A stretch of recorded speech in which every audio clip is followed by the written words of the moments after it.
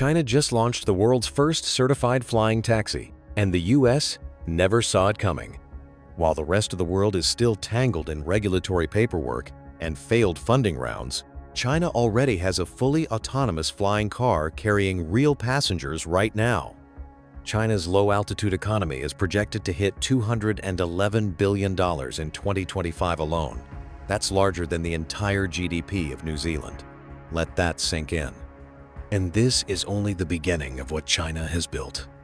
But to understand just how far ahead China really is, you first need to understand how long the rest of the world has been trying and failing to get here. You have been lied to about flying cars your whole life. Not intentionally, but every decade, for the past 100 years, someone stood on a stage and told you the flying car was coming. In 1917, Glenn Curtiss built a three-winged contraption he called the autoplane and promised it would take the world by storm. It barely hovered. In the 1950s, Ford Motor Company teased a nucleon-powered flying car concept that made headlines around the world. It never flew. In the 1980s and 1990s, science fiction had you convinced that by the year 2000, you would be commuting through the sky above your city on your way to work. You are still sitting in traffic. And what makes it worse is that the dream was never impossible. The engineering was never the real wall. Engineers have been building things that fly for over a century. The real wall was always the same one, a government willing to look a passenger in the eye and say, yes, this machine is safe enough to carry you over a city full of other human beings. That certification wall swallowed billions of dollars and decades of ambition whole. Companies rose, burned through funding, built prototypes that flew beautifully in test conditions, and then collapsed in the gap between a successful test flight and a government stamp of approval. Lilium, one of Germany's most celebrated eVTOL companies, raised $1.4 billion over nearly a decade of development. Its prototype flew. Its engineers were world-class. Its order book had over 780 aircraft sold across the US, Europe, Asia, and the Middle East. And in October 2024, it declared insolvency. Not because the aircraft didn't work, because the funding ran out while the certification was still pending. $1.4 billion. Gone. 1,000 employees out of work. And a flying car that never made it to a single paying customer. Lilium was not alone. Germany's Volocopter entered insolvency proceedings in December 2024 the same year. Two of Europe's most prominent flying car companies collapsed within 2 months of each other. Both brought down, not by bad engineering, but by the brutal reality of what it costs to wait for a regulatory system that was never designed to move at the speed of innovation. But then came a moment that changed the entire conversation. Because while the rest of the world kept colliding with that wall-burning money, filing for bankruptcy, waiting on governments that moved at the speed of bureaucracy, China decided it was going to build a door through it, not lobby for one, not wait for one, build one, and then walk straight through it first, while everyone else was still staring at the wall. What they built on the other side will genuinely change how you see the sky above your city. Meet the EH216 S, the world's first certified flying taxi. Picture this. You are standing at a vertiport in Guangzhou, China. There are no runways, no jet bridges, no gate agents checking your boarding pass. There is just a compact white aircraft sitting in front of you with gull-wing doors and 16 propellers arranged in pairs above the fuselage. You step in. 2 seats, a small screen showing your destination. No cockpit, no controls, no pilot. The doors close, and then you lift off. This is the EHang EH216 S, and it is not a prototype. It is not a concept. It is a fully certified, commercially operating autonomous flying taxi, the first of its kind in the history of human aviation, and it is already carrying paying passengers in China right now.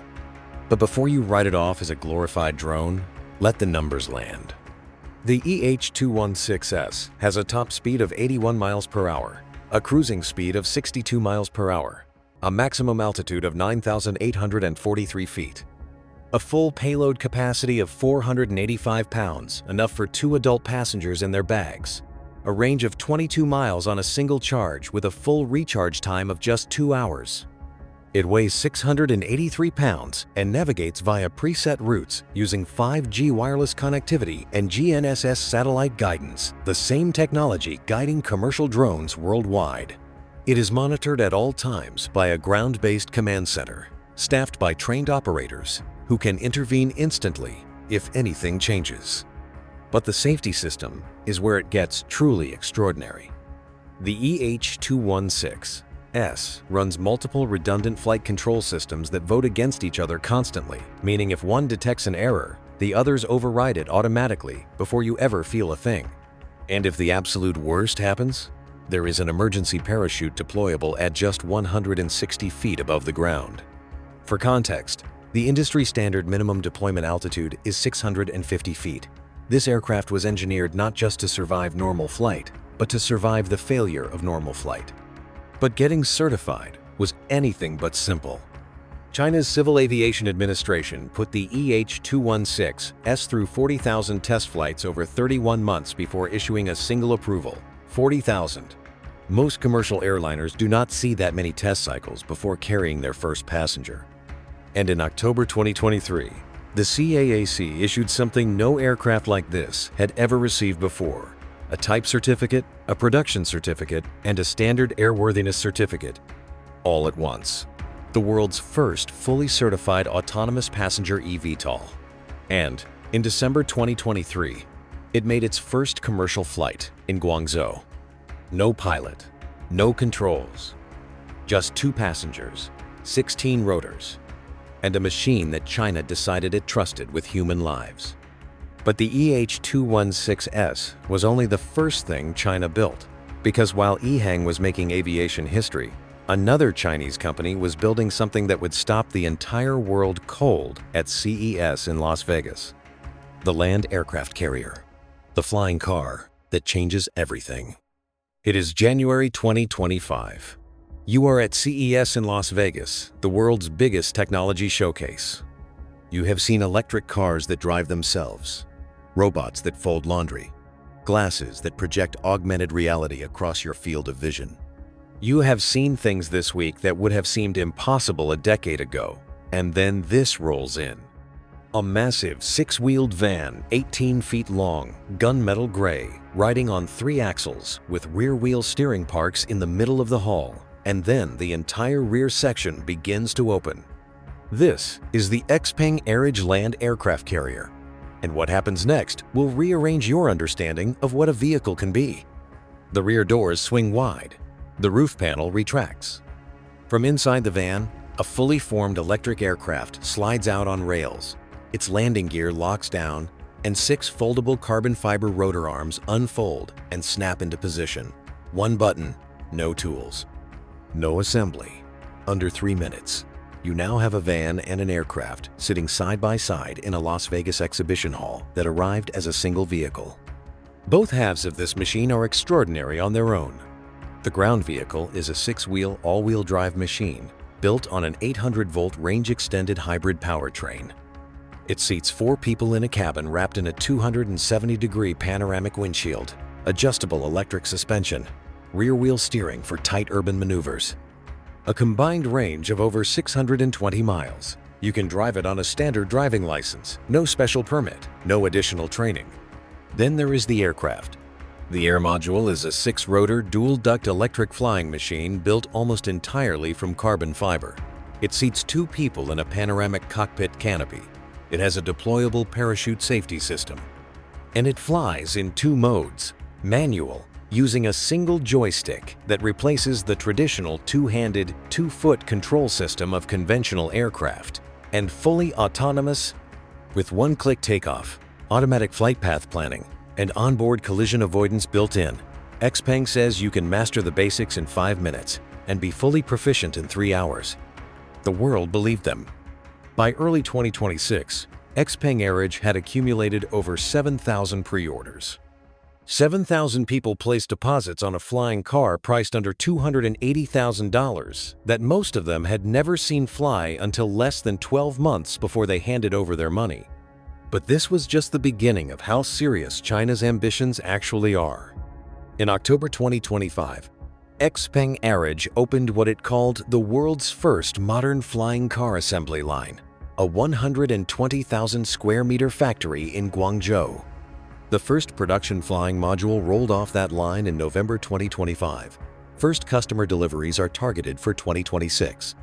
At full capacity, the factory is designed to produce up to 10,000 units per year. 10,000 flying cars per year off a production line, while the rest of the world is still in a meeting about permits. And China was not finished yet. The race the rest of the world is losing. Here is something the headlines rarely tell you clearly.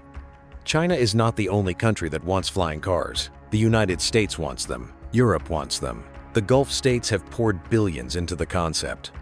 Dozens of companies across a dozen countries have spent years and fortunes trying to get there.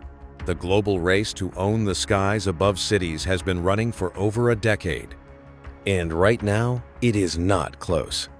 Germany's Lilium raised $1.4 billion and filed for insolvency in 2024, never having delivered a single aircraft to a customer.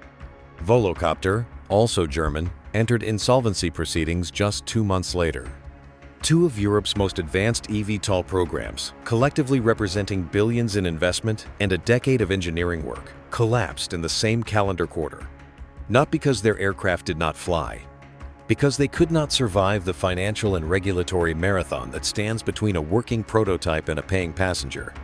In the United States, the picture is different, but the gap with China is real.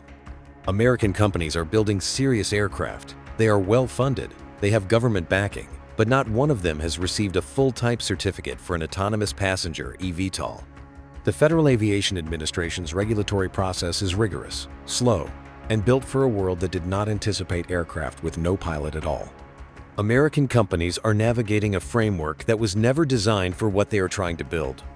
China faced the same problem, and instead of navigating around it, China rewrote it. The CAAC built a brand new certification pathway purpose-built for autonomous eVTOLs and used it to certify the EH216 S in 31 months.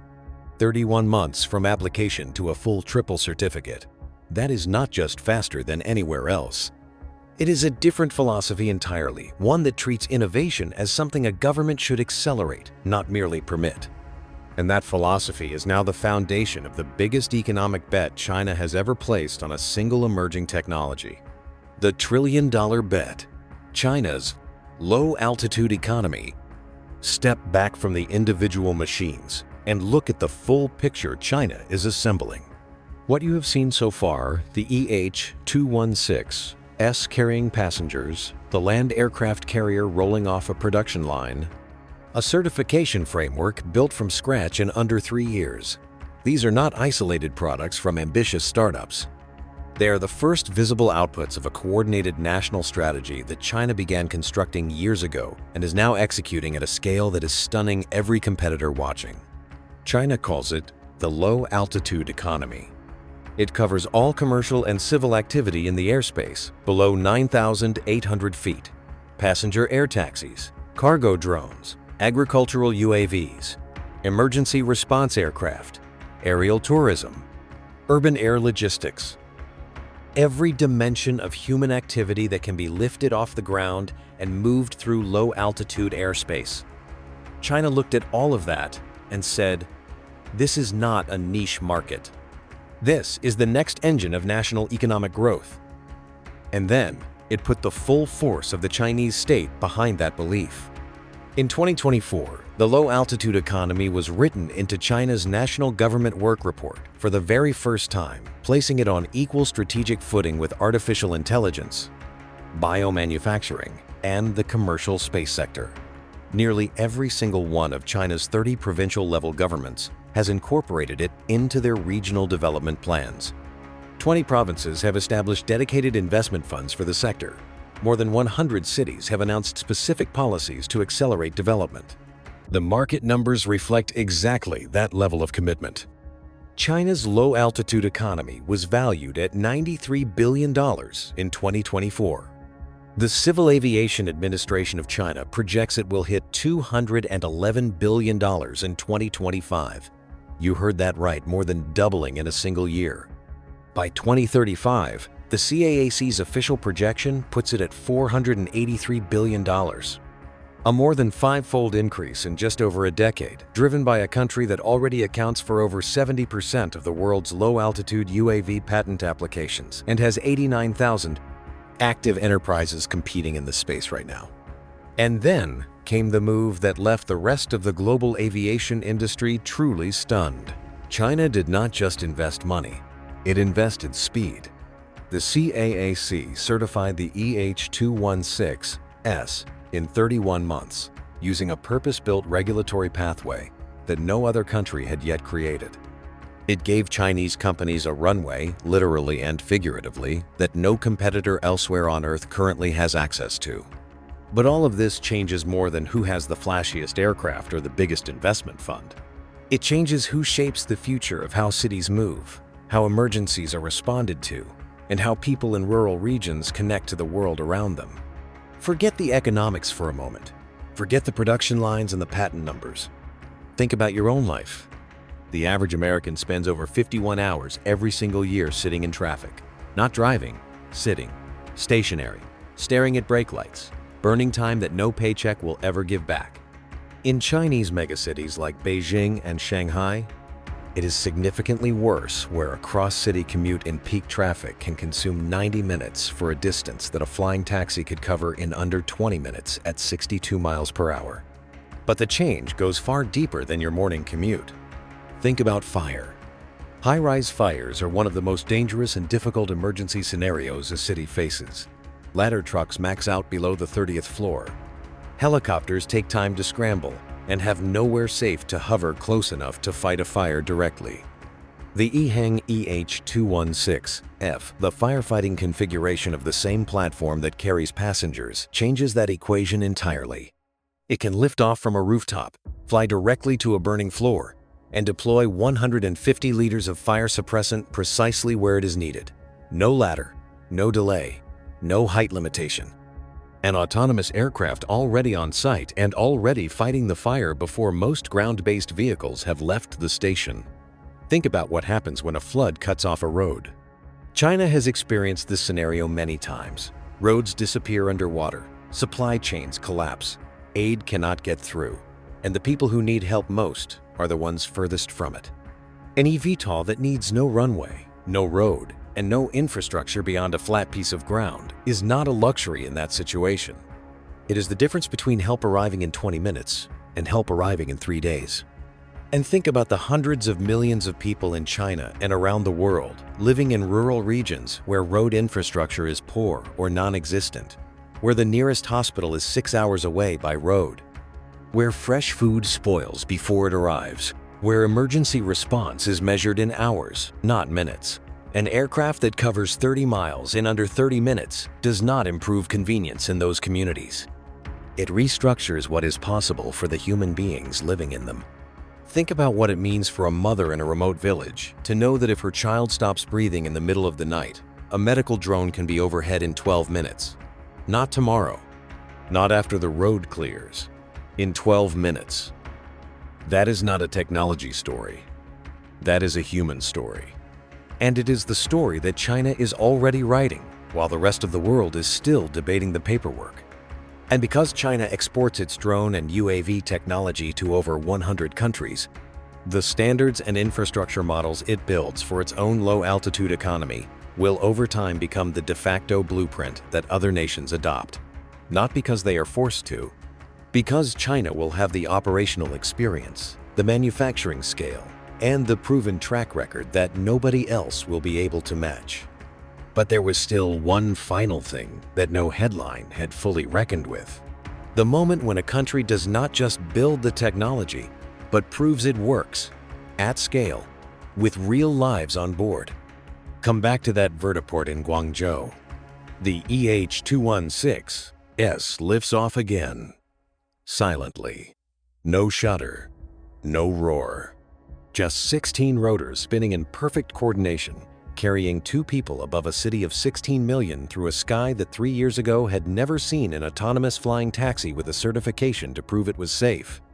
Above a factory in Guangzhou, a production line just completed another flying module, one of 10,000 it is designed to build every year. Somewhere over the South China Sea, a cargo drone is completing a rural medical delivery that would have taken a truck 3 hours and a dirt road that washed out last week. And in a control room in Shenzhen, an operator monitors a fleet of autonomous aircraft moving through corridors of airspace that did not exist as a regulated category 5 years ago. You are watching an entire industry being built in real time. Not theorized, not funded. Built, operational, scaling. This is not concept art. This is not a roadmap. This is not a press release about what is coming. This is already happening. Now look at the rest of the world. Europe's 2 most celebrated eVTOL companies filed for insolvency in the same quarter of 2024, not because their aircraft failed, but because their funding ran out while the certification clock kept ticking. In the United States, serious companies with serious aircraft are still working through a regulatory framework that was never designed for autonomous flight. No full type certificate for an autonomous passenger eVTOL has been issued anywhere in the Western world. Not one. China has certified its first autonomous flying taxi in 2023, opened its flying car factory in 2025, wrote the sky into its national economic plan, and projected its low-altitude economy to nearly $500 billion by 2035. Here is what that gap really means. Every year that any other country spends in regulatory uncertainty is a year China spends accumulating operational data, manufacturing experience, and global market share that no research paper, no prototype, and no investment round can replace. The country that builds the infrastructure of the sky first does not just win a race, it writes the rules, it sets the standards. It determines what a certified flying taxi looks like, how it behaves, what it is allowed to do, and every nation that comes after it will be building on a foundation that China already laid. The 100 years of broken promises that you grew up with, the Ford concept cars that never flew, the science fiction that never arrived, the decade after decade of coming soon, all of it ended in Guangzhou. Not with a prototype. Not with a press release. With 16 rotors spinning above a city, and a machine that trusted itself and that China trusted first to carry you through the sky.